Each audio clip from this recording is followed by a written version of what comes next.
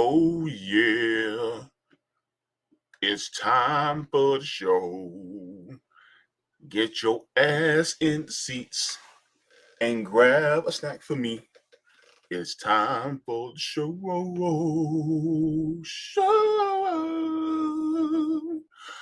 Oh yeah. All right. We are live. Hello everyone. Look, I don't have the headset on. I'm using a different mic. If you can hear me, give me a thumbs up. Let me know if you can hear me in the chat if you're watching, because I need to know if it's working this way. If it's not, then I'll put the headset on. But I'm just curious.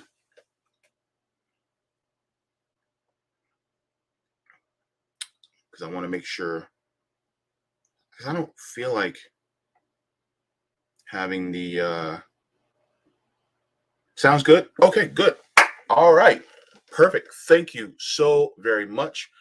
Good afternoon and welcome to the Jaybefaunt channel. I am your host, James Fauntleroy.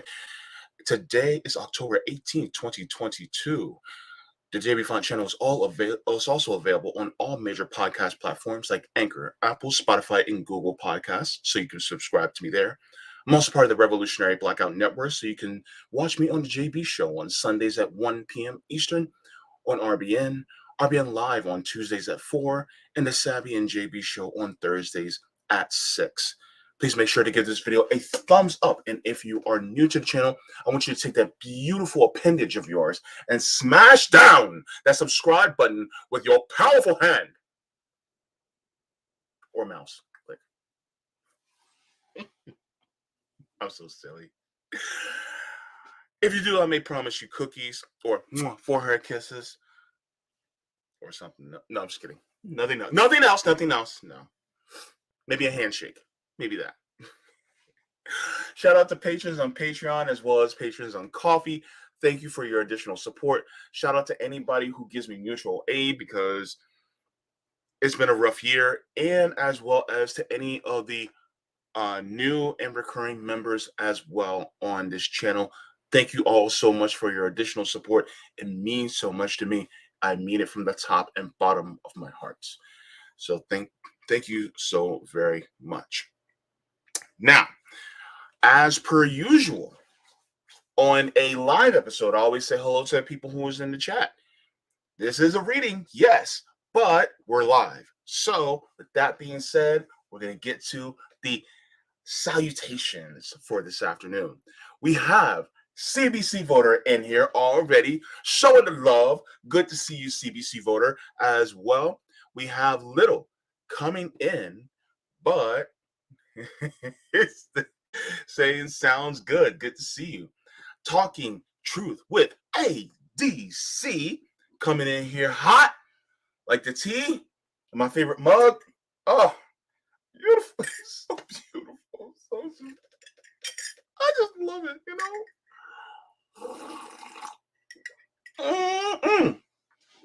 All right. We have ADC. Good to see you. By the way, check out the People's Voice Network tonight. I'm going to be on with ADC. So we're going to be having a good conversation. Make sure to subscribe to him as well and their channel. We have Radical Nation also in the chat. So good to see you, Radical Nation, as well. Nice to have you. All right. Holy forehead kisses. Yes, holy forehead kisses, Batman. Definitely. Little, you don't you know no good? Little, don't you know no good? Little says, sounds good, but I can't use Jaybefaunt. Got big headphones energy.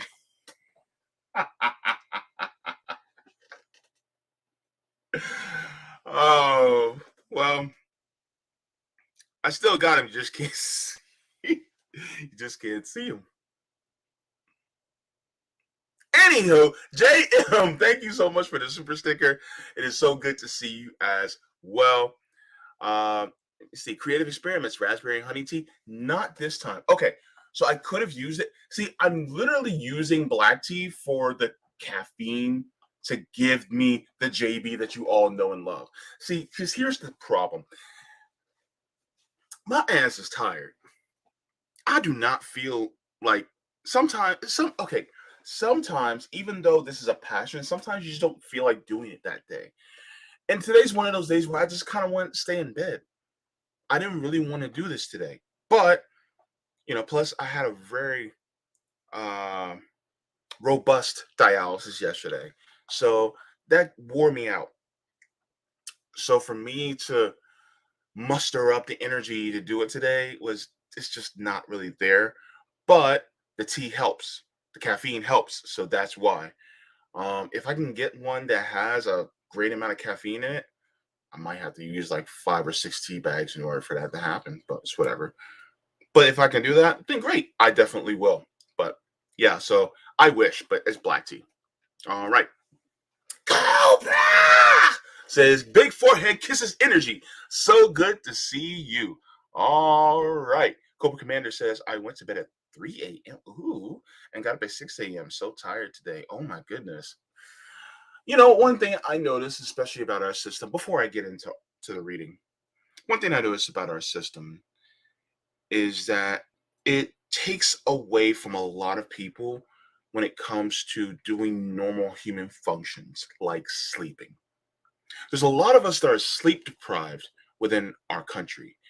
And a lot of that is due to a lot of things that push production for capitalistic purposes. Like, for instance, you have people that work many, many hours beyond what they really should be working because they need to afford housing, education, healthcare, food, utilities, what have you. And because of that, then they are wearing themselves out. We are basically sentient, cognizant beasts of burden in human form that are constantly pushing ourselves for overlords that really don't care about us. So because of that, um, we end up wearing ourselves out. So really, the ability to really truly live life just isn't there. For a lot of us, what we absolutely see is that we're just, oh, that's the fire truck. Anyway, so what we absolutely see is just this overwhelming fatigue all the time. It affects our mental health as well as our physical health. It affects our emotional health. And so a lot of times we get to a point where, like for instance, a lot of apps and things on our phones are designed to keep us scrolling, keep us looking at it beyond the scope of time where we're supposed to be resting so that they can keep your eyes on it. Well, really, that's for profit, right? That's for the profit motive. That's for, what capitalists like to do to keep the profits going. And it goes to show that even with that, and I'm not saying that's what happened with you, Cobra Commander, but I'm saying that's an aspect of it, right? Keep us awake watching television or keep us awake consuming. Keep us awake, you know, far beyond what humans are really evolved to be, so to speak. Sorry, there's a truck going by, but that's what I've noticed. Um, and not to say that people, sometimes we forego that, because maybe just maybe what we're watching or what we're looking at or who we're talking to is just so good that we just, can't let it go. And I get that too. But I think there's a design within the capitalist system that keeps us at this level. So yeah. But thank you so much for that. And I hope you get some rest soon. Okay, so and maybe make sure that anybody's on Rockfin. Okay, all right. So, Creative Experiment says the weekend is only like 50 years old. We used to not have a weekend. Yeah, that is true. Thank the socialists and communists for that one. I know a lot of people will be like, "Oh, thank the activists." It's like, but who? What was their? Gosh, what was their their political and economic leanings. Well, they were socialists and communists. They're the ones who actually pushed it, but a lot of people don't realize that. But um, back to the topic at hand. So, Dirty Truths by Michael Parenti. Okay. I don't know if this stream will stay up. Not by my decision, but by the powers that be. If you know what I mean. I don't know if this stream will stay up because of what the subject of chapter 3, part 1 in this book is. I don't know if it's going to be removed or age restricted, or if it's going to be it's going to have a strike against it. I don't know. I'm prefacing it by saying that. So if some of y'all want to screen record this, if some of y'all want to download this right after it finishes, so that y'all have documentation that yes, JB, read all this, great. But I don't know if it will stay up because we're getting some deep shit here. I'm just letting you guys know this right now. Okay? I could read this on Rockfin only, just like I do Dirty Truth. I'm sorry, just like I read Blood in My Eye, but I do Dirty Truths on YouTube because it's a little bit safer. Because Blood in My Eye is more spicy. But this is a part of this book that's spicy. Because Michael Parenti actually gets into it. Okay? So, what is the title of this chapter and part? So, here we go. This is Conspiracy, Phobia, and Reality. The JFK Assassination 1. Defending the Gangster State. I'm telling you, this is going to be spicy. So I don't know if this is going to stay up. If it does, wonderful. I'll try to see if I can download it so I can keep it in. So if I need to, I can just upload it to Rockfin. Well, we're live on Rockfin anyway, which is unusual because I usually don't read this on Rockfin. But people on Rockfin, you're getting to see this if you're not subscribed to me on YouTube. So this is going to be really interesting. It's going to really go into the backstories as well as the dirty truths that surround what goes on around JFK. Ready? All right. We got our tea ready.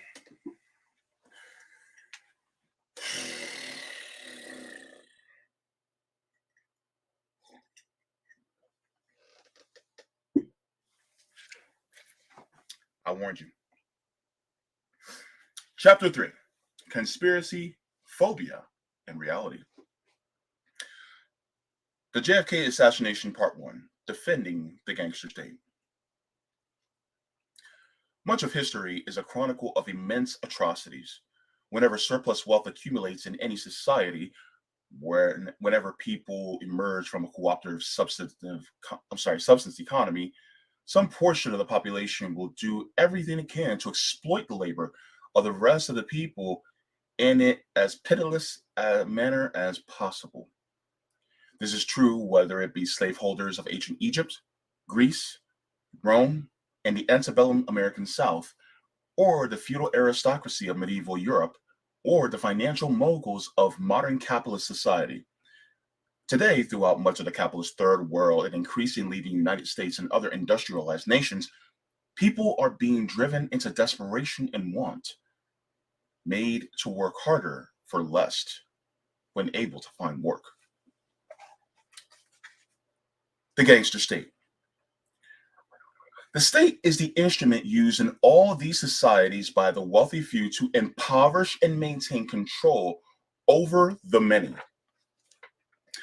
Aside from performing collective functions necessary for all societies, the state has a peculiar task of protecting the processes of accumulating wealth for the few. Throughout our country's history, people have fought back and sometimes gained a limited degree of self protective rights: universal suffrage, civil liberties, the right to collective bargaining, the 8 hour workday. Well, it says the 8 hour day, but we know that's the 8 hour workday, public education, social security, and some human services. While these democratic gains are frequently violated and prove insufficient as a restraint against state power, their importance should not be denied.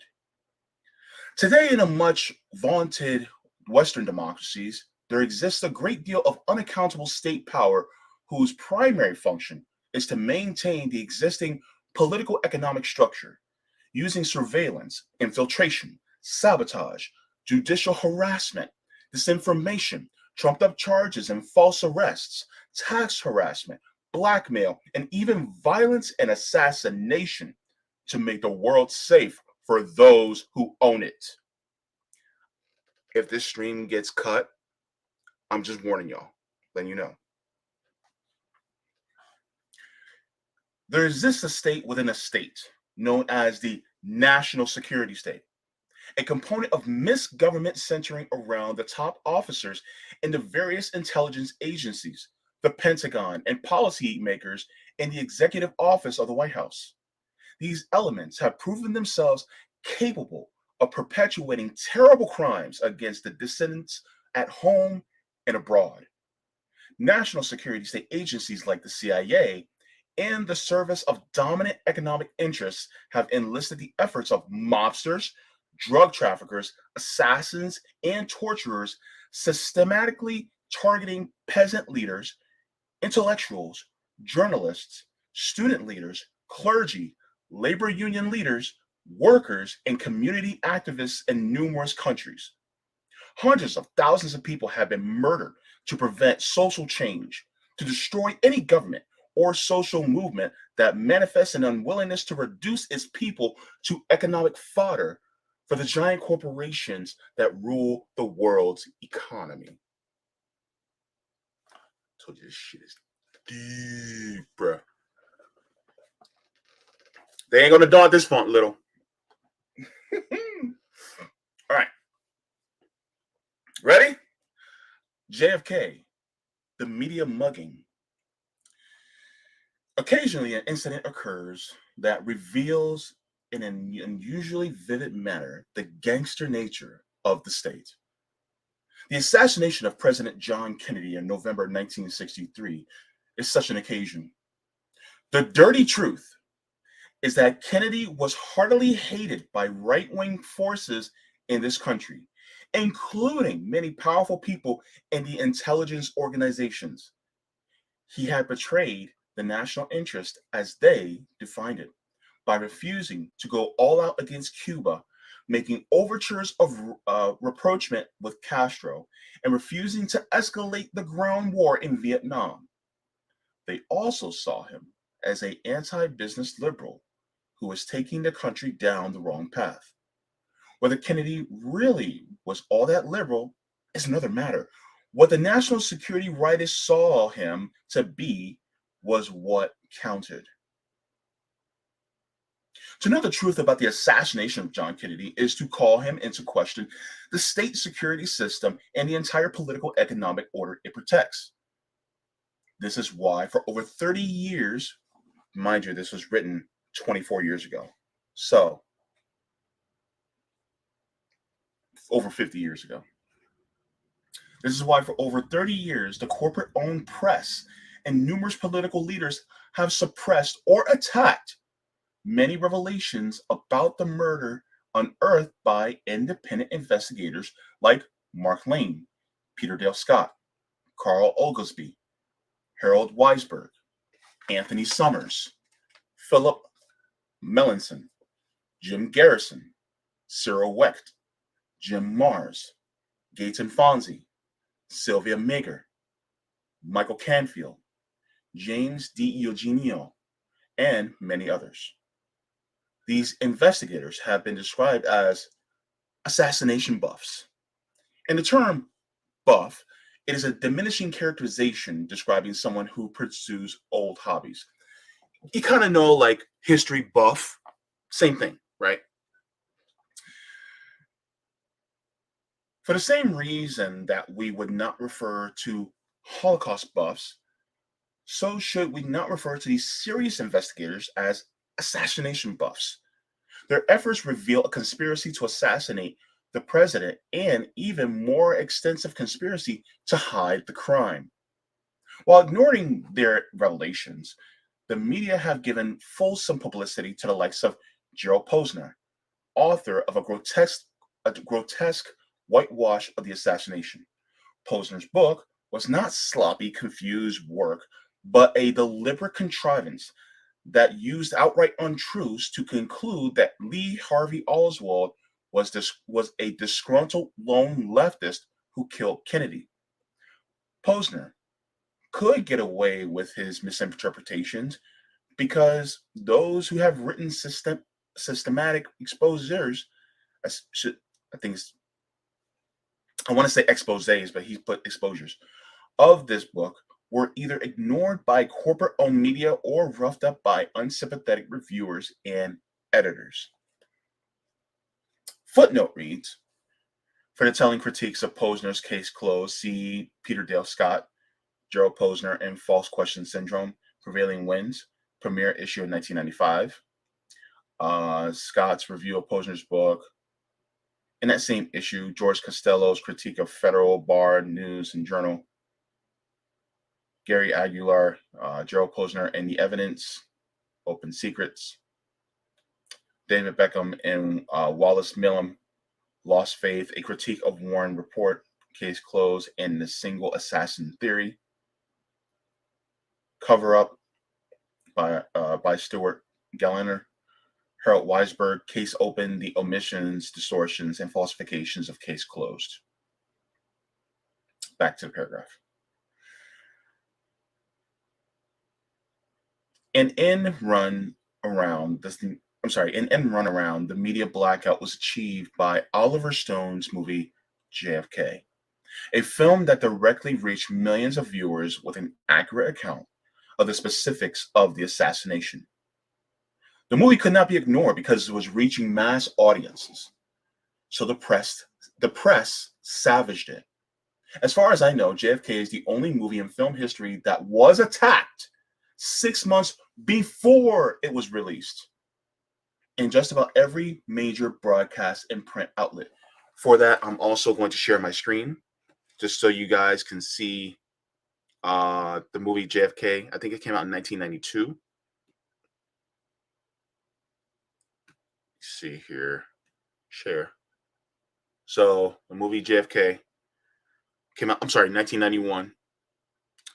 It starred Jim Garrison, Kevin Costner, Gary Oldman, Tommy Lee Jones, Donald Sutherland, John Candy, Kevin Bacon, Jack Lemmon, Ed Asner, Sassy Speck, Joe Pesci, Steve Reed,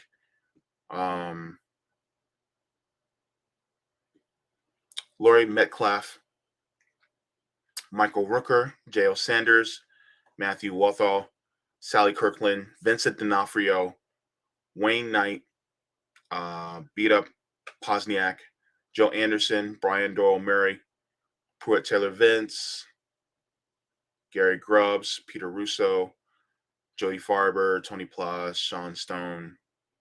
Is that Oliver Stone's son? Peter Maloney. There's a lot of people. Martin Sheen was also in the movie, by the way. I think he was the narrator.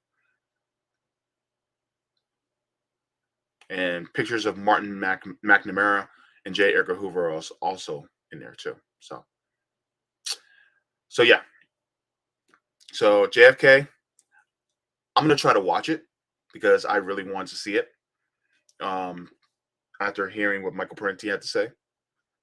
But yeah, so let's continue because he's talking about JFK.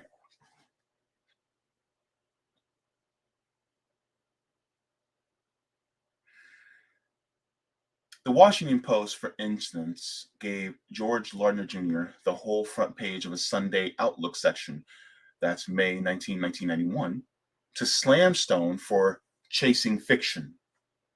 Lardner was an interesting choice to review this particular movie, being the Post reporter who covered the CIA and who never wrote a harsh word about that agency. The media's the media's ideological gatekeepers threw restraint to the wind when dealing with Stone's film. Conservative news columnist George Will, we all know George Will, right? Not known for writing movie reviews, penned a rant against JFK, calling it a cartoon history and a 3-hour lie. Will describes Stone as an intellectual, quote, an intellectual sociopath, combining moral arrogance with historical ignorance, a specimen of the 60s arrested development. Intellectually, Stone is on all fours, posing for a long French tradition, banally venal, reckless, cruel. That's from the Washington Post, December 27th, 1991. By relying on ineffective, by I'm sorry, by relying on invective, Will avoided the more difficult task of rebutting the points made in Stone's film. Shoulder to shoulder with conservatives like Will stood liberal centrists like Daniel Shore, the NPR radio commentator who attacked Stone 3 times on the air, always in sarcastic and general terms, without ever coming to grips with the information proffered by the movie. Then there was Tom Wicker, a syndicated columnist who also had never done a movie review, but when JFK came out, he wrote one that covered a whole page, covered with photos. That was from the New York Times, December 15th, 1991. In it, Wicker said something revealing. Quote, if the wild assertions of Oliver Stone's movie are taken at face value, Americans will have to accept the idea that most of the nation's major institutions conspired together and carried out Kennedy's murder. In an era when mistrust of government and loss of confidence in institutions, the press, not the least, are widespread and virulent. Such a suggestion seems a dubious public service, end quote.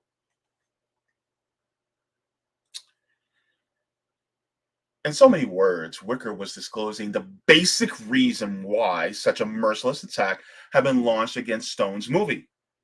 A full exposure of the assassination conspiracy would invite serious discredit upon the legitimacy of the dominant institutions of state and class.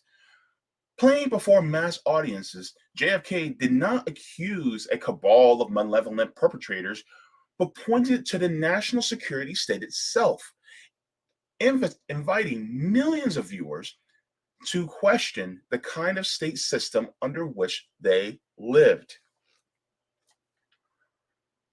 JFK is the only movie I know that continues to be attacked 4 years after its run. Reviewers and commentators persist in making gratuitous references, describing Oliver Stone as the quote, the man who reinvented history with movies such as JFK. That was from the Oakland Tribune, October 13th, 1995. Referring to, quote, Oliver Stone's near pathological monkeying with history, end quote, that was from East Bay Express, December 14th, 1995, and describing him as a, quote, man who makes a living being a ranting maniac, end quote, and, quote, a dangerous fellow, end quote. That's from the San Francisco Examiner, January 9th, 1996. If anyone is ranting, it's the press. Oh man, Parenti is so based. Oh my goodness. Sociologist David Simone compiled the history of the books published on on the Kennedy assassination. Some 600 titles, and found that 20% of them blame either a lone assassin or the mafia or the Cubans or Russians.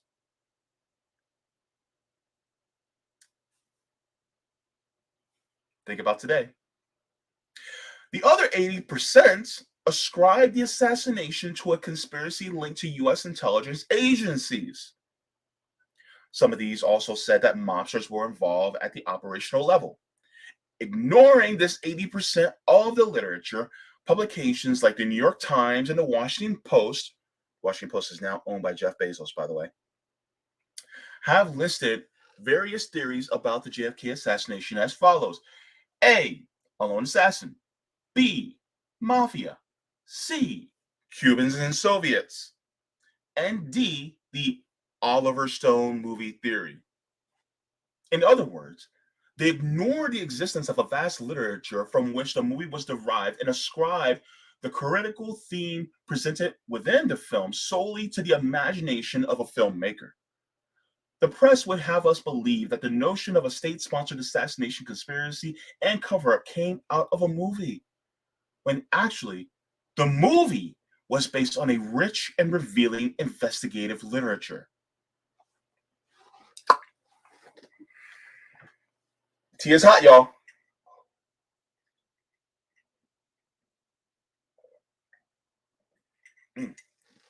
Okay.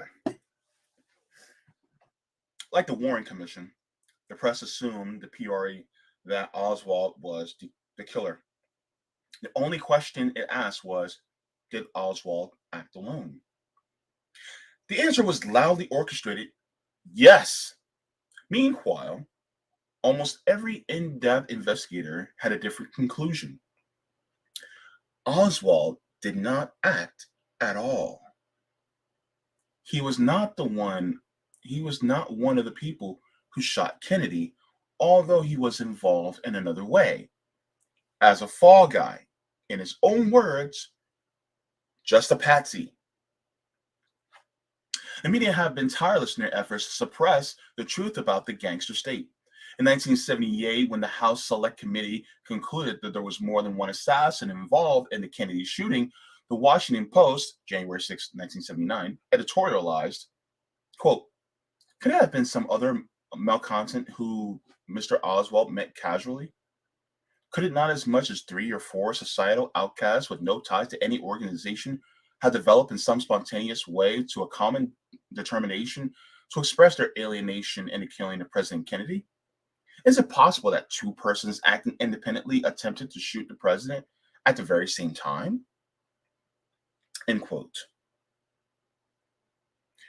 It is possible, but also unlikely and barely imaginable. Instead of a conspiracy theory, the Post creates in a 1 in a billion coincidence theory that is the most fanciful of all explanations. Ignored evidence, unanswered questions. And yes, ADC, he said same thing happened to Bobby shortly after.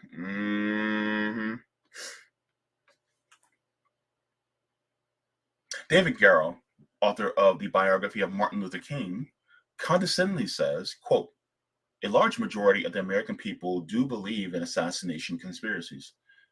That allows that allows events to have large mysterious causes instead of small idiosyncratic ones. End quote.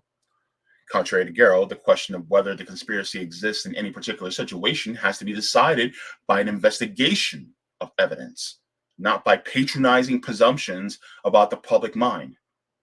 Investigators who concluded there were conspiracies in the Kennedy and King murders did not fashion large mysterious causes, but came to their conclusions through painstaking probes of troubling discrepancies, obvious lies, and blatant cover ups.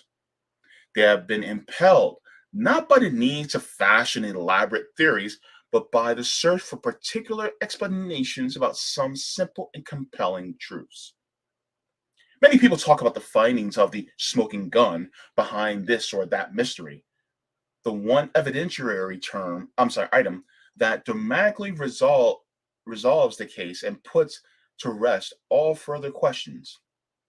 Unlike fictional mysteries, in real life, there's usually no smoking gun. Historians work by a process of accretion. putting piece by piece together until a picture emerges. In the Kennedy murder, the pieces make an imposing picture indeed, leaving one with the feeling that while there may not be a smoking gun, there is a whole fusillade of impossibilities regarding the flight of bullets, the nature of the wounds, the ignored testimony of eyewitnesses, the sudden and mysterious deaths of witnesses, the disappearance and deliberate destruction of evidence, and repeated acts of official cover up that continue to this day regarding the release of documents. Let's focus on just a small part of the immense brief that has been assembled by investigators. Consider the background of Lee Harvey Oswald. During the week of the 13th anniversary of JFK assassination, one repeatedly heard on television that Oswald was an incompetent loner and not very bright. Joe Posner, transforming himself into an instant psychiatric expert, announced that Oswald, quote, had a very disturbed childhood and he was a passive aggressive, end quote. A passive aggressive assassin? He was also repeatedly labeled a loner and a leftist. The truth is something else. Here we go. Lee Harvey Oswald spent most of his adult life not as a lone drifter, but directly linked to the U.S. intelligence community. All of his IQ tests showed that he was above average in intelligence and a quick learner. At the age of 18 in the U.S. Marines, he had a secret security clearance and was working at Marine Air Control and at Atsugi Air Force Base in Japan, a top secret location for which the CIA launched U-2 flights and performed other kinds of covert operations in China. The next year, he was assigned to El Toro Air Station in California with security clearance to work radar. Strange things began to happen. While at El Toro, Oswald emerged as a babbling Russophile and a communist.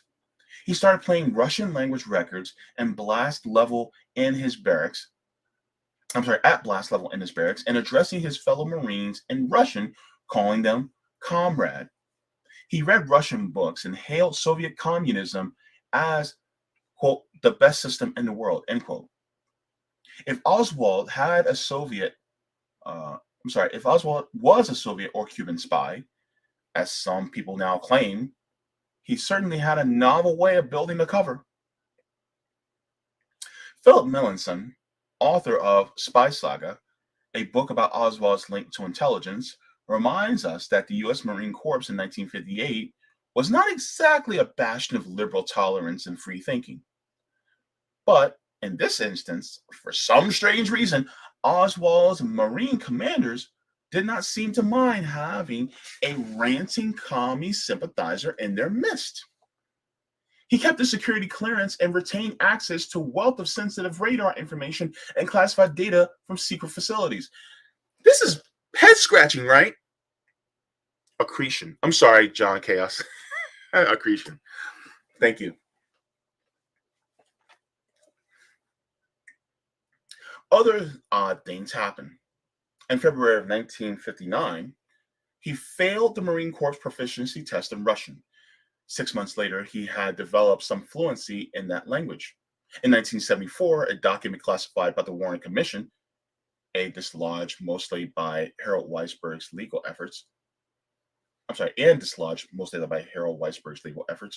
revealed that Oswald had attended the U.S. Army School of Languages at Monterey. Monterey was not open to just anyone who happens to have a language hobby. One is sent by the government for training in a specific language pertaining to a specific assignment. Oswald learned Russian at Monterey. Another curious thing, Oswald applied for an early dependency discharge from the Marines because his mother had injured her foot. The accident had occurred a year earlier. He was released 1 week after putting in his request. So a decision so swift as to astonish his fellow Marines. Oswald then defected to the USSR. But how? Melanson notes that such a trip would have cost at least $1,500 in those days. But Oswald's account showed he had a balance of $203. And how did he get from London to Helsinki in October 11th, 1959, with no available commercial flight, could have made it in one day? You must have had some kind of private transportation to Helsinki. Once in Russia, he went to the U.S. embassy and openly renounced his U.S. citizenship, declaring that he was going to give military secrets to the Soviets. Embassy officials made no effort to detain him. As the KGB files opened in 1991 show, the Soviets kept him under constant surveillance. KGB defector Yuri Nonsenko, who had been responsible for investigating every contact Oswald made in the USSR, reported that the young American had never been associated with Soviet intelligence and that the KGB suspected he was connected with US intelligence. While in Russia, Oswald belonged to a gun club at a fact at the I can't read today for some reason. Oswald belonged to a gun club at the factory in which he worked, though he showed no interest in guns. He reportedly used to join in rabbit shoots but could never score a hit. Someone would have to stand behind him and shoot the rabbit while he was firing. I'm sorry. He couldn't hit a rabbit, so somebody had to stand behind him and shoot the rabbit just to hit him. He was a horrible shot.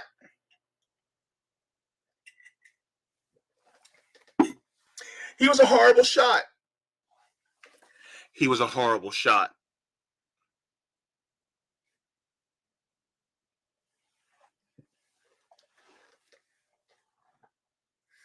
Continuing on. Someone would have to stand behind him and shoot the rabbit while he was firing. His performance became something of a joke among his coworkers. His marksmanship in the U.S. Marines had been no better. U.S. intelligence mysteriously departed from normal procedure and made no damage assessment of Oswald's defection, or so they claim. Another odd thing. After 2.5 years, Oswald's sudden requested return to the United States was immediately granted by U.S. officials. All of this after he had threatened to give away state secrets to the Soviets. Instead of being arrested for treason, Oswald was accepted with open arms by U.S. authorities. The CIA claimed it had no record of debriefing him and was never near him. The explanation before the Warren Commission was that there were so many tourists coming in and out that there was nothing particularly unusual about Oswald that would have caught their attention. One might wonder what was needed to catch the CIA's attention.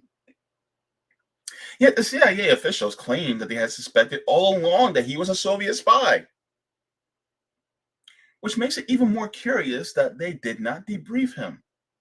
In fact, they did debrief him in Holland, but being so eager to cover up any association with Oswald, they could not recognize how this instance the truth would have been less suspicious cover than the improbable lie that they told about not noticing his return. State Department officials also behaved strangely. They paid all travel and moving expenses back to the United States for Oswald and his wife. Without a moment's delay, they gave him back his passport with full rights to travel anywhere in the world. Another curious thing, his wife was exempted from the usual immigration quotas and granted immediate entry. Years later, she had belonged to the Soviet Komsomol, a communist youth organization, which automatically would have barred her from the United States. Yet, in violation of U.S. immigration laws, she was allowed into the country. In Dallas, Lee Harvey Oswald settled under the wing of the White Russian Emerge, Emerge. I think I think it's pronounced Emerge. And former cavalry officer George de Morin de Morin Schild, sorry, an associate of oil millionaires H.L. Hunt and Clint Murchison and other Dallas economic elites. In de Morinshield's telephone book was found the name of George Pappy Bush.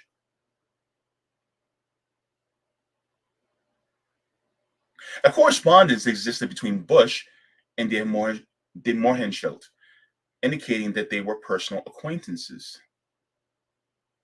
De Mohrenschildt and his wife Jean were identified by the Warren Commission as the people closest to Oswald just before the assassination. An investigator for the House Select Committee, Gaston Fonzi, noted, quote, given his background, it seems strange that de Mohrenschildt would have spontaneously befriended someone with the look of a working class drifter like Lee Harvey Oswald, end quote. That was not the only strange thing about de Mohrenschildt. He was also part of a network of ex-Nazis contracted by the CIA.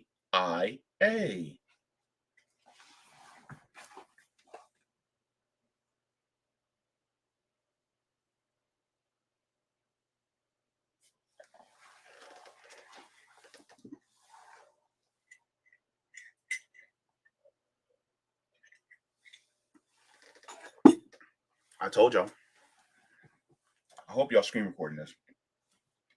A CIA memorandum written not long after Oswald returned from Russia advised de Mohrenschildt on how to handle the young defector. De Mohrenschildt also had a close friendship with J. Walter Moore, who was an agent of the CIA's Domestic Contacts Division. As de Mohrenschildt told one investigator just before his sudden death, it was Moore who encouraged him to see Oswald.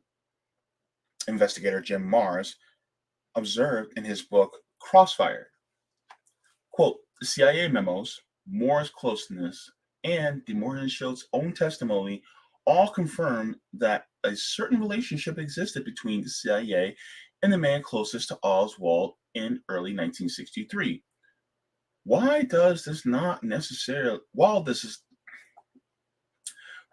this does not necessarily involve the agency in a plot to kill Kennedy, it raises questions about what agency officials might have known regarding such a plot, end quote.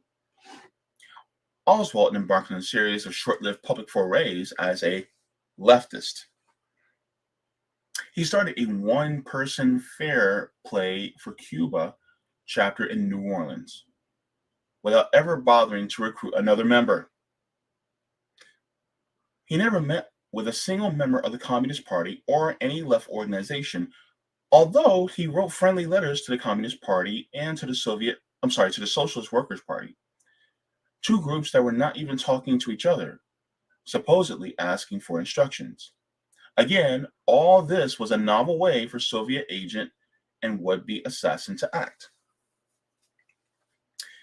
He blazed a highly visible trail as a leftist agitator, managing to get exposure on local TV in New Orleans after getting involved in some fistfights while leafletting.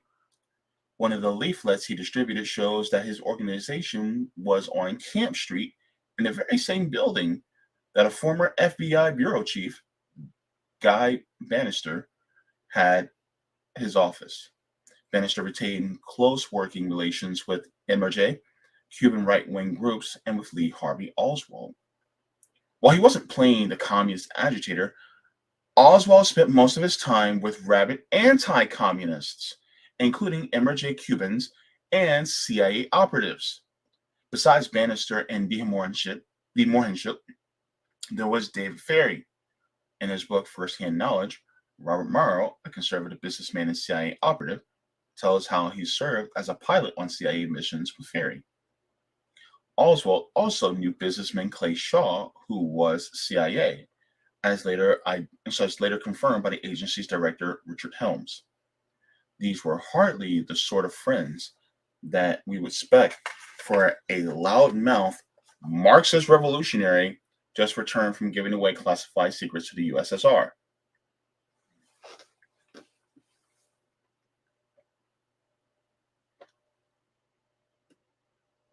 hmm The Attorney General of Texas, God, this guy's first name, Wagner Carr, goodness gracious, told the Warren Commission that Oswald was an FBI informant or contract agent with a sign number S-172 or S-179. For his services, Oswald was paid $200 a month by the FBI. Footnote reads, the Warren Commission reacted with extreme alarm toward Carr's testimony.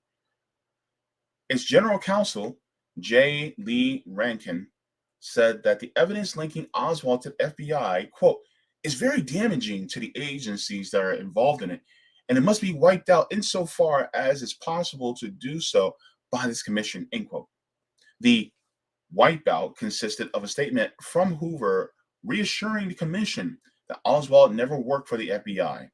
In the New York Times edition of the Warren Commission report, Wagner Carr's testimony is nowhere to be found. Oris Pena, the Cuban emerge, Oris Pena, a Cuban emerge and FBI informant, told Mark Lane that Oswald worked for the FBI and met with FBI personnel from time to time. If not paid by security agencies, how did Oswald support himself during the forays into New Orleans and Dallas? He was employed for a brief time in 1962 by a printing company in Dallas that specialized in highly classified government work, including the making of secret maps for of the Soviet Union for U.S. Army intelligence. Again, hardly the sort of job to assign to an openly Russophilic communist agitator. Oswald's overall employment record and income sources remain something of a mystery. To this day, the government refuses to release his tax returns with no explanation as to what issue of national security is at stake.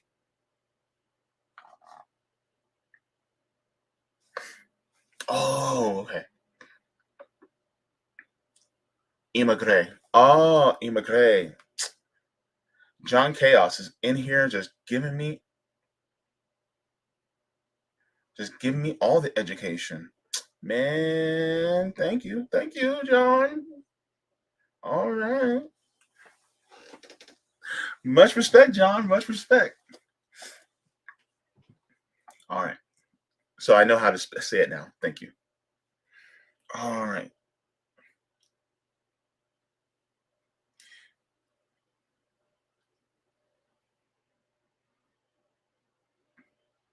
I lost my spot. Okay, got it. We're asked to believe that Oswald just happened to get a job at a Texas We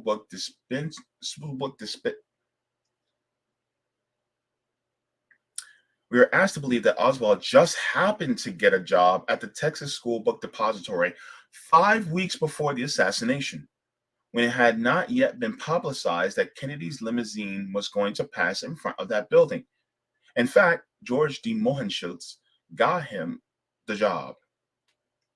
We are asked to believe that Oswald, who could not hide,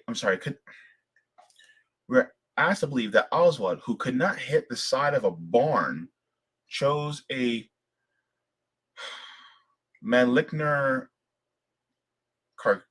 Carcano? Is it Mannlicher or Mannlicher?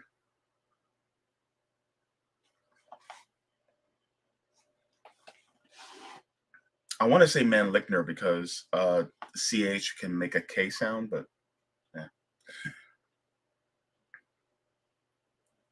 Chose a Mannlicher Carcano to kill the president, a cheap, poor performance Italian rifle that the Italians said never killed anyone on purpose and caused them to lose World War II.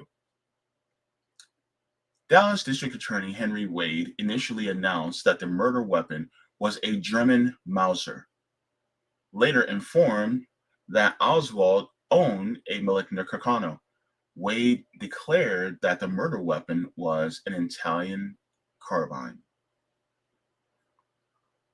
We are asked to believe that Oswald would forego shooting President Kennedy when he had a perfect target of him as he rode down Houston Street directly toward the Texas School Book Depository. Instead, he supposedly waited until the car had turned down Elm Street and was half a block away.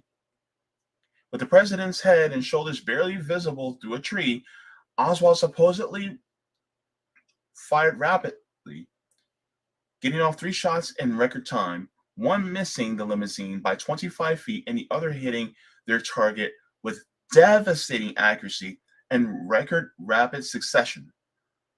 A feat the best marksman in the country found impossible to emulate even after much practice and after the sights on the Malignant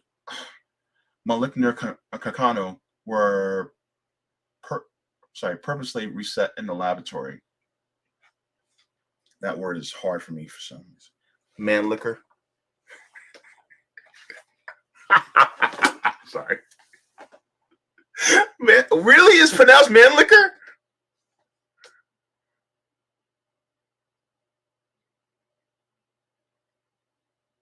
Wait. It's pronounced man liquor.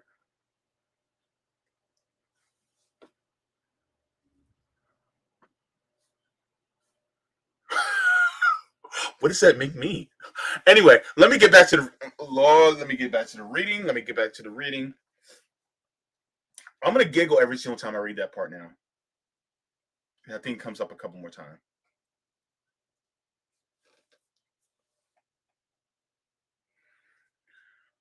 Okay. Okay. I'm sorry. That's funny.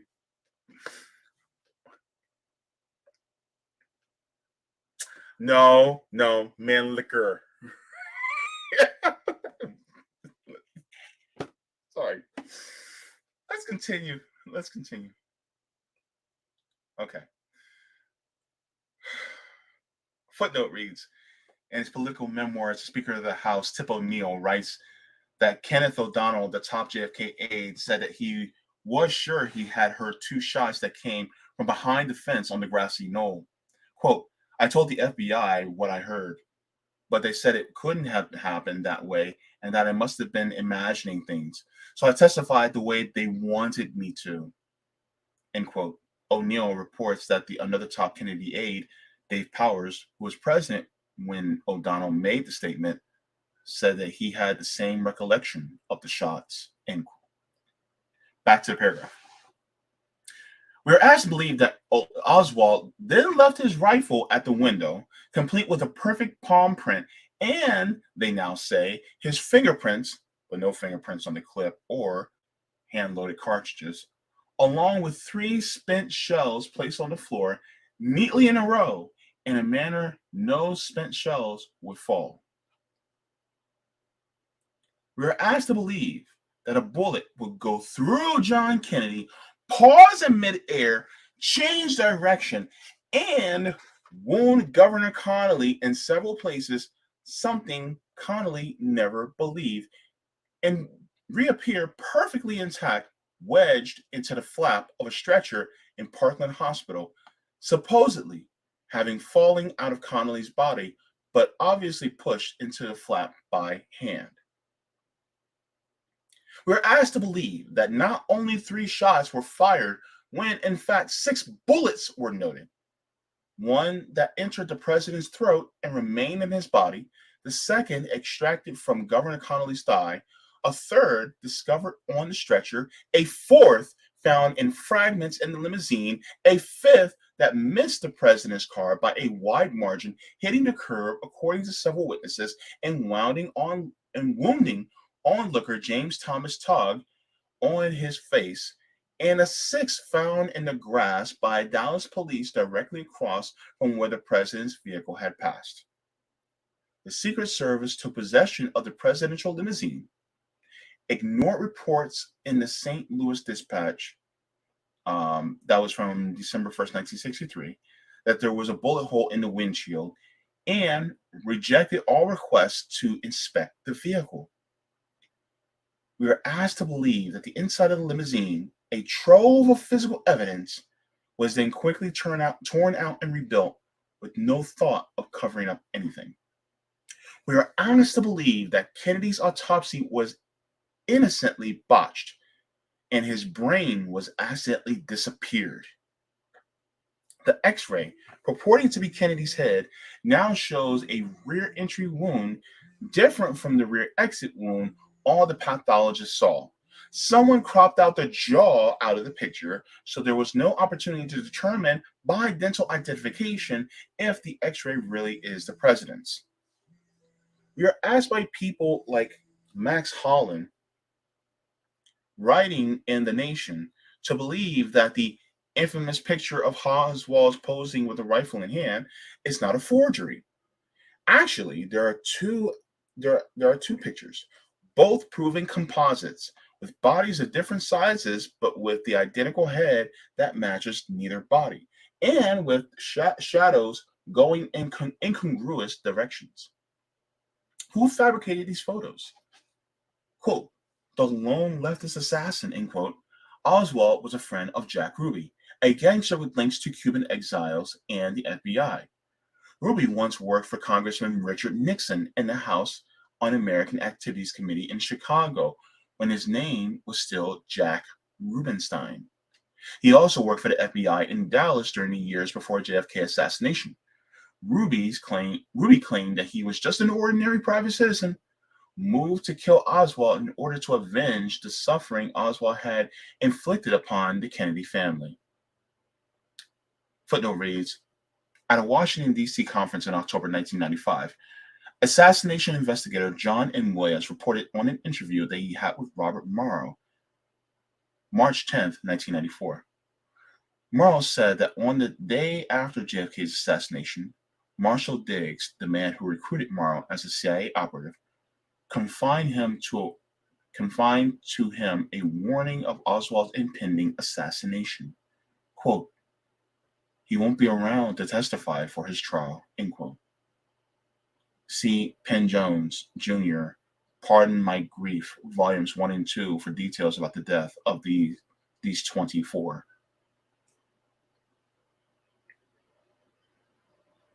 Back to the paragraph.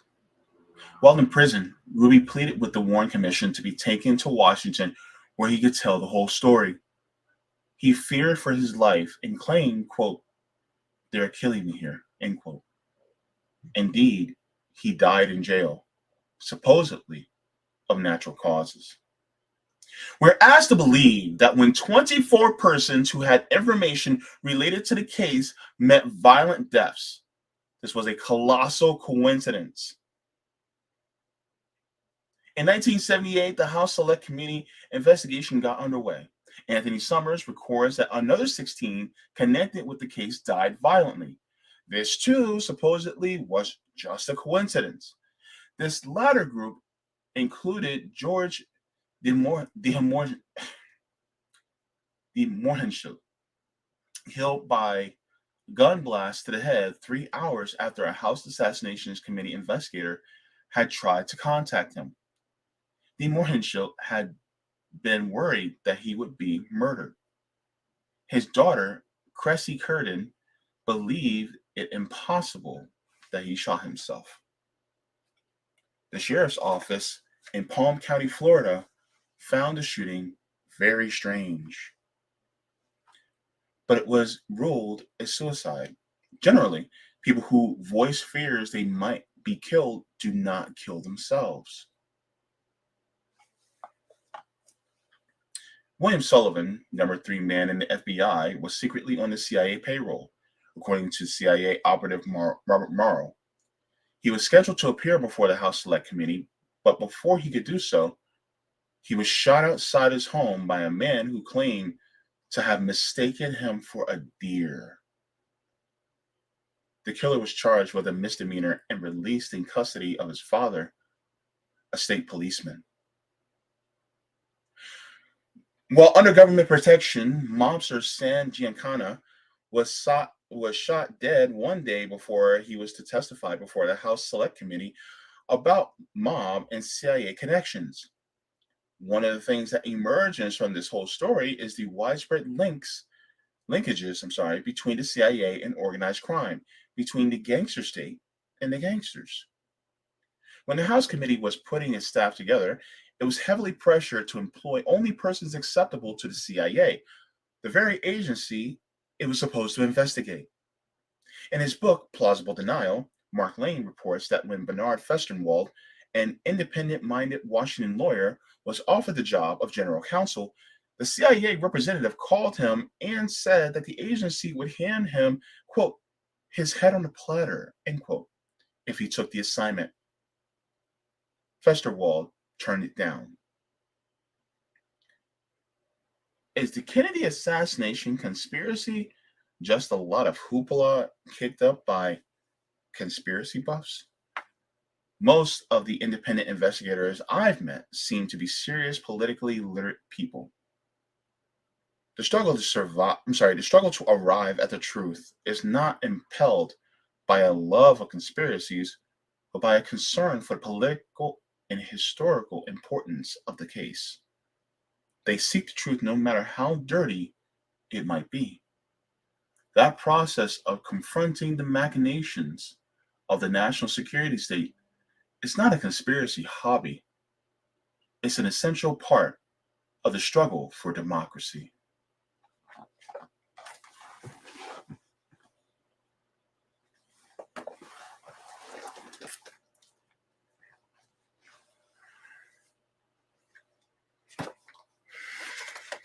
Oh boy! Whoa, well. What do we have here? Look.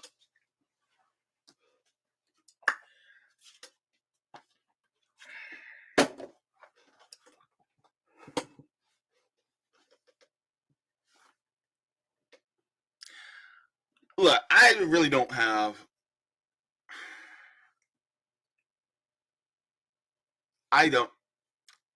It's wild because number one, I gotta watch that movie by Oliver Stone. I'll probably end up just watching it on, see if I can find it on YouTube or something. But I'm gonna watch that movie, and I think I remember seeing it when I was younger. And Kevin Costner was one of the attorneys in the movie, and he was talking about how you know so many different angles where Kennedy was shot. It's like, how can you have one sole lone gunman on the grassy knoll? And so it goes to show how really any person that's even close to taking down the apparatus that pushes for corporate rule, anybody who veers even close to that,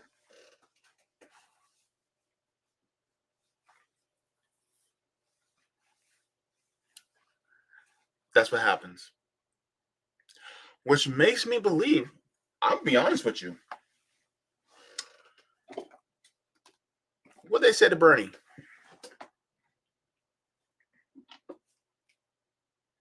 What did they say to Alexandria?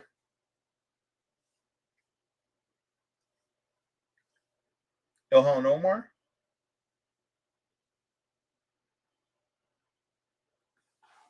What did they say to? What did they say to anybody? Jamal Bowman. What did they say to them?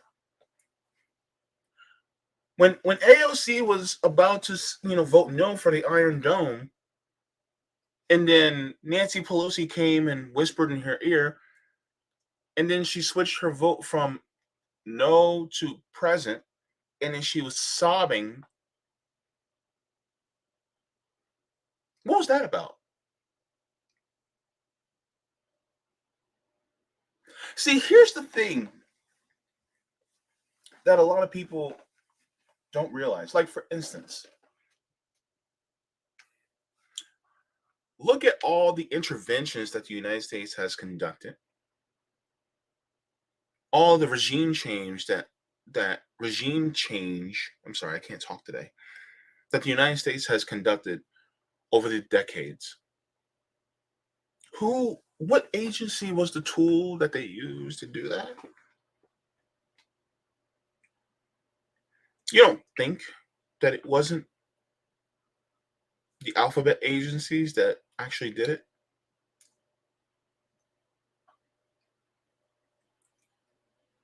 And here's the crazy part. Everything that Michael Parenti basically said in this book, we may not know the gory details like Michael Parenti pointed out, but we all know the conclusion. Especially a lot of, look, when it comes to things like this, black people in the chat, y'all know, we be talking about this stuff all the time. We're like, yeah, they got him. Yeah, no, it wasn't no Lee Harvey Oswald. No, they got the man. They got him. We said the same thing about MLK. We said the same thing about Malcolm X. We said the same thing about Fred Hampton. We said the same thing about yeah.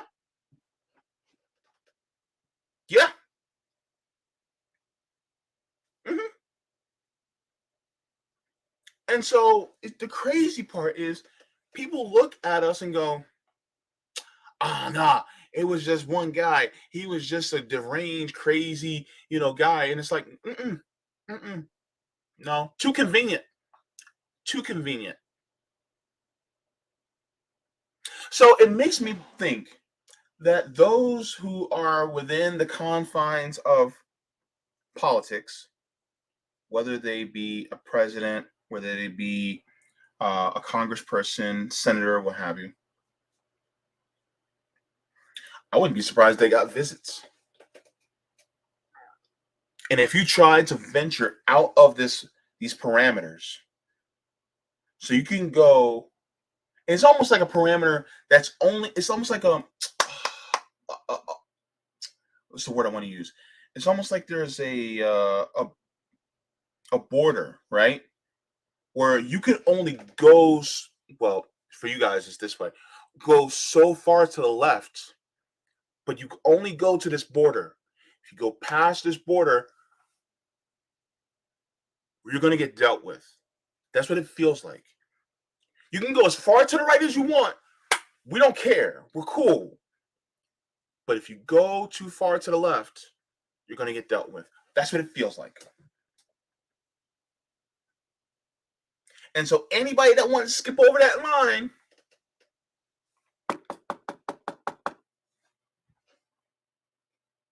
that's what it felt like. We just want to talk. We just want to talk. That's what it was. And so you have a lot of people who are in power, in office, that they're really spooked. They can't really venture too far. This is why collective action, true collective action, and direct action is the one thing that scares them. Because here's the thing.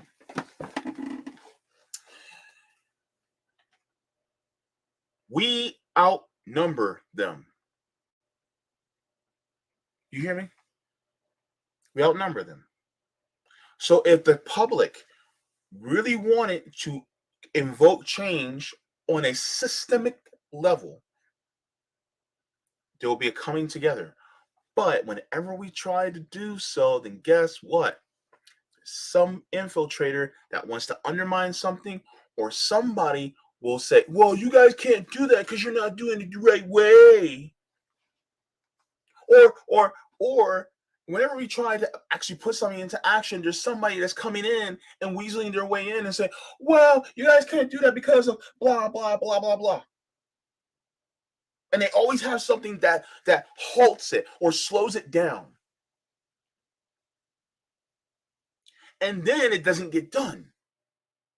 Or if it does get done, the numbers are very small. Or if you're trying to speak out about these things, especially using means like this one, you're throttled. You don't come up in the recommended portions of the channels. When you make a tweet about these things, Twitter will either suppress your voice, or like they did to me about a week ago, I had over 700 likes. They took 500 away. Like that.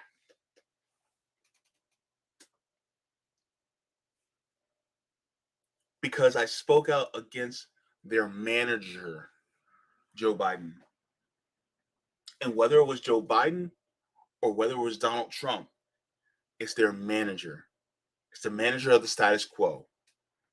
And so if you make the manager look horrible and try to go against the grain and go for somebody that's not being controlled by them, then they don't like that. And they will suppress you every single time.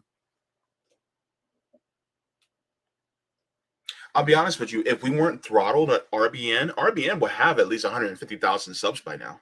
If RBN wasn't throttled, I'm serious. Sabby would have probably 100,000 subs by now if we weren't throttled.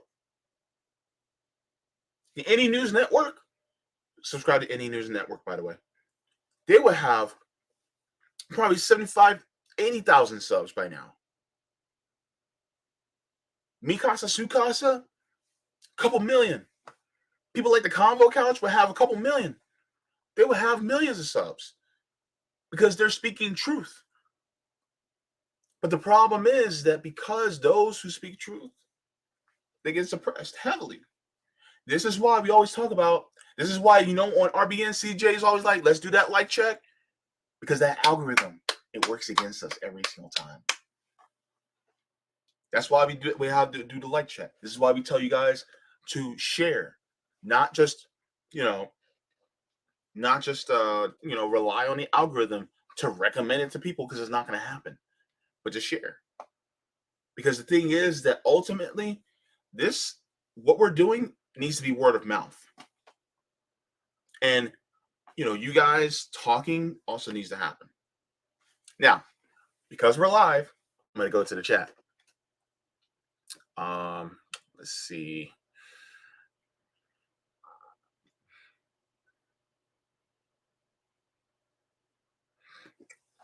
Gary Seth says the intelligence agency superseded the other three branches of government a long time ago. Oh, that's believable. Very believable. Radical Nation says that was when she became politically compromised. Yeah. John Chaos says JFK revisited Through the Looking Glass, rated TV 14, 118 minutes on Showtime. Ooh. That came out in 2021? I don't have Showtime. Damn. Maybe I can get a bootleg. See the change. Good to see you. I always wondered this too. Bribes, threats, benefits. Yep. Gary Seth. And you wonder why Google's corporate name is Alphabet. I didn't play. Yeah. Absolutely. Yep. RFK too. Yeah. It's not lost upon me that if JFK had a certain economic ideology as well as a social ideology, RFK would not be far behind, or RFK may be further to the left than JFK was. And remember, Robert Kennedy was, I think he was the Attorney General, which means that he was head of law enforcement in the entire country.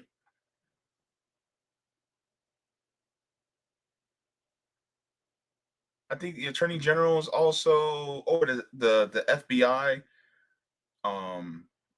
So yeah. So they wanted to get rid of RFK. That's a very powerful position. So if you have somebody that is JFK over the executive branch, which also oversees the CIA, and if he was trying to get rid of them, and then RFK was trying to dismantle the FBI,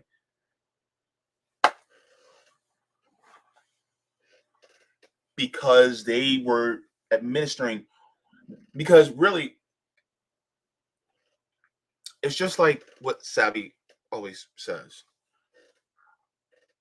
The presidents are the middle managers. They're not the top. Do you really think that these agencies truly take their orders from the executive branch?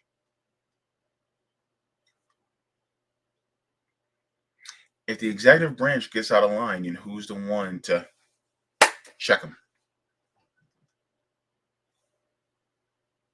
I'm just saying. JFK got checked. RFK got checked permanently. So, yeah. Cobra Commander says the CIA is basically a State Department flash mob. How they operate. My family worked for CIA for over a decade and they went too far left and got dealt with. JB is correct.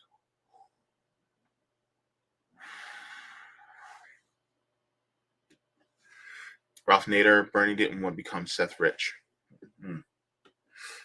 Moustit says Bernie had to be thinking RFK a lot before he decided to throw us under the bus. Yeah. Bernie didn't want to become Ralph Nader. Bernie didn't want to become RFK. And some people may be like, well, that's a little hyperbolic. I'm like, is it? Because it actually happened.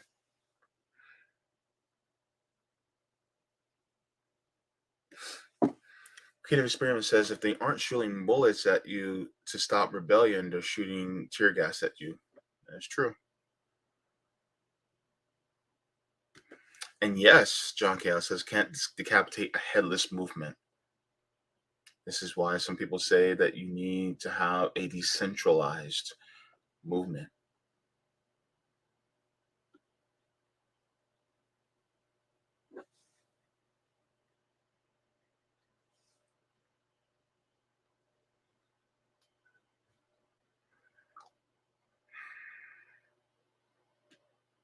Iman says I need $30 to feed my family and breakfast.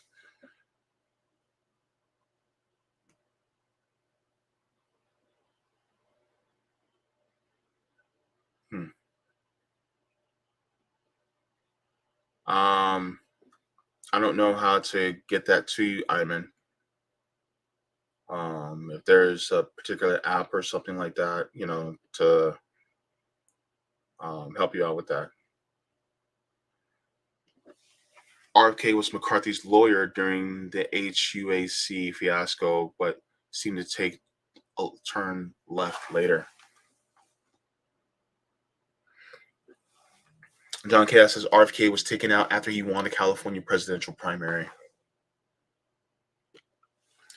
Radical Nation says, remember what happened to Ross Perot? Yeah, Ross Perot got ahead. He got 20, I think it was 20% of the vote as an independent. 20%. That freaked the duopoly out. They were like, oh, hell nah. No, we cannot have this anymore. Because he was literally a billionaire, so he could just fund his own thing. They couldn't lock him out economically. So guess what? They had to lock him out a different way. Cobra Commander says, my uncle, he served in the CIA for 12 years. He eventually found evidence that America sold sarin gas to Iran-Iraq conflict. My family was torn apart and my uncle is dead. Wow.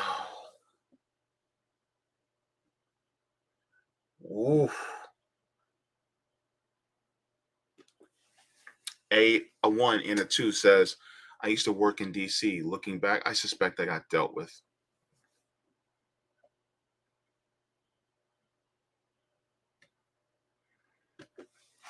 Ayman says, I'm afraid the situation will get worse because Saudi bombing will start anytime. You're in Yemen, right? I'm sorry. His Ayman's PayPal is here. And his Cash App. So he has PayPal and Cash App. So if you guys can send him something for his family for breakfast, that'd be appreciated. Yeah. Yeah, I just got donations from me for housing here, so I'm sorry. Man.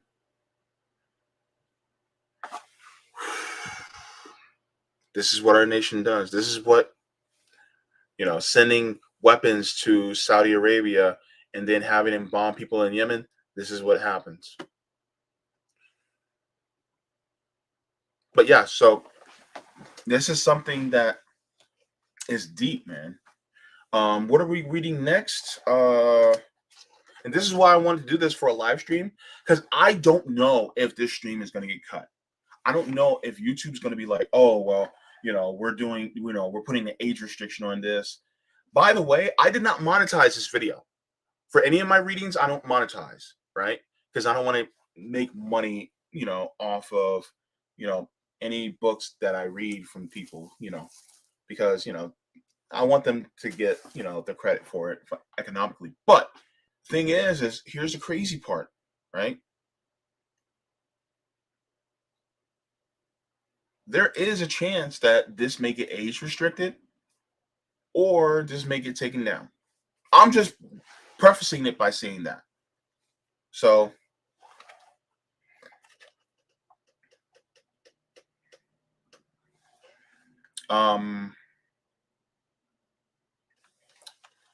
this is gonna be a next one. Next reading is going to be the JFK assassination part 2, conspiracy phobia on the left. So this is what we're going to be going to be reading next. So this is going to be an interesting one. And it just goes to show how long this has been happening throughout the country for years. So yeah, Ayman says he's in Yemen. He said my friend's Cash App and PayPal are listed because the platform is available in Yemen. So once she's gathered enough funds. Okay. All right. So, but yeah, if you guys can send, if everybody watching sends like $2 each, that'll be enough to help them out.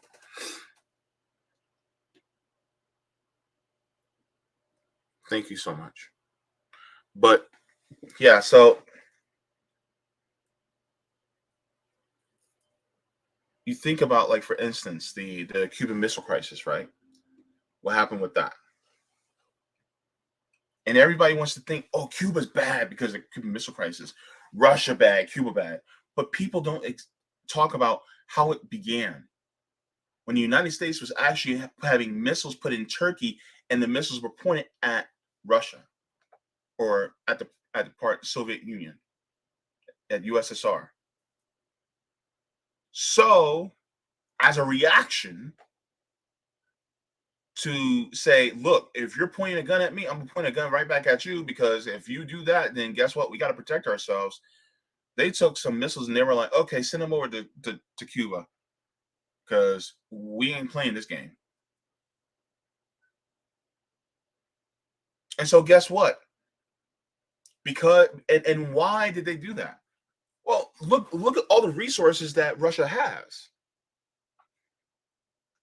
What has been the main purpose of the United States going abroad to other countries to change over regimes and things like that? What has been the main cause? Was it not for resources? Also, people are resources too. That too. So remember that. Russia has oil. Russia has minerals. Russia has a lot of resources there. And these corporations want to get at it. You don't think that wasn't happening during the 50s? And in the 60s? Of course. Of course. Cuba has sugar. The sugar industry is huge here in the United States. People love sugar. So guess what? Yeah. The United States really wanted to get their hands on Russia. And they wanted to have their own regime. This is why this was the dismantling of the Soviet Union. Because they did not want there to be a state that showed a different form of prosperity that was beyond the scope of capitalism. And so guess what? That's what happened. And so now Russia, being the mostly capitalist state that it still is, but they're like, yeah, no, we're not playing the game of the United States. We saw what y'all did to us. Why in the hell you think the war in Ukraine, the proxy war in Ukraine is going on? Look, United States is just using Ukraine to get to Russia. That's basically what it is. I definitely know this stream is gonna get a strike now, but it's whatever. But yeah, Cole Commander says, Mouse, that they had agents swear to my grandparents that they would protect my uncle and family. A few months later, not a single person would even acknowledge my uncle's existence. The town themselves started harassing my grandparents. Folks would approach my grandma at the grocery store and assault her. They had to move away. Oh my God. Wow, man. Whew.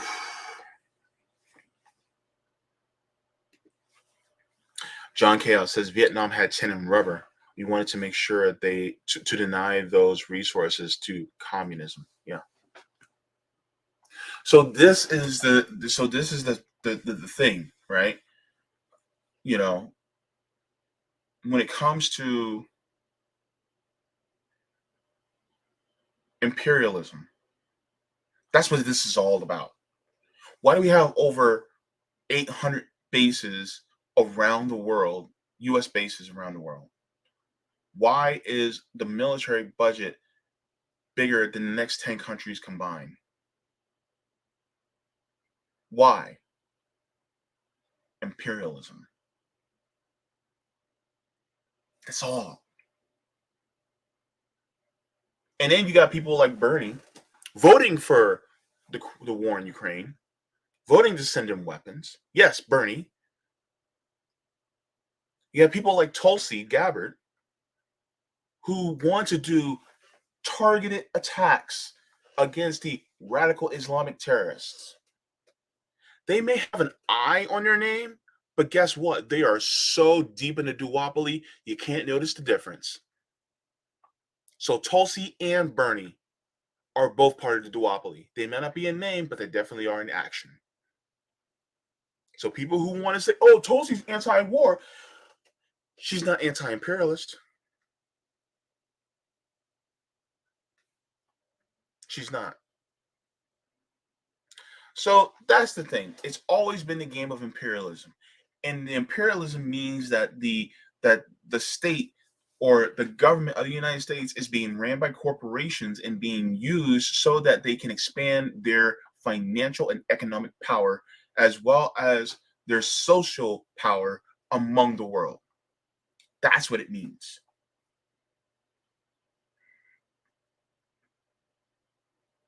So this was this was deep. I say this was deep, deep, deep. And so I just want to thank you guys for tuning in live. This is actually more people than I thought that were going to tune in, so I'm happy about that. I'll be doing the reading of Blood in My Eye. I might do it. Wait, yeah, I might do it Thursday. I have a doctor's appointment, but I might do it Thursday. For Blood in My Eye by George Jackson on Rockfin. And yeah, so Mouse did said Palpatine Vader 2024. Oh my goodness. Cobra Commander says no. It wasn't till years later I found the police officer that worked the case that he that backed up my uncle's side that I truly understood. Wow. Yeah. Mm-mm-mm. But thank you so much to everybody for watching. If did you guys like the stream yet? Go ahead, take your time. Like the stream.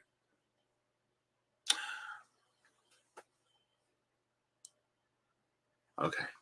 All right. Thank you so much. I appreciate it.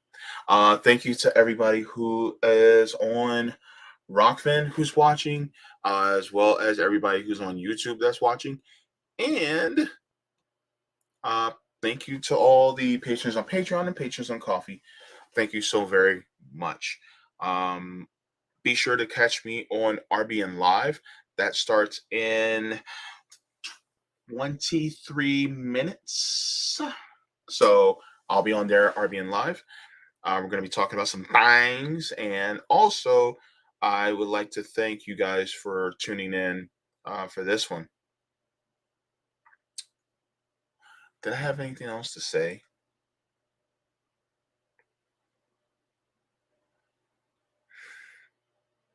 I'm just thinking about man liquor.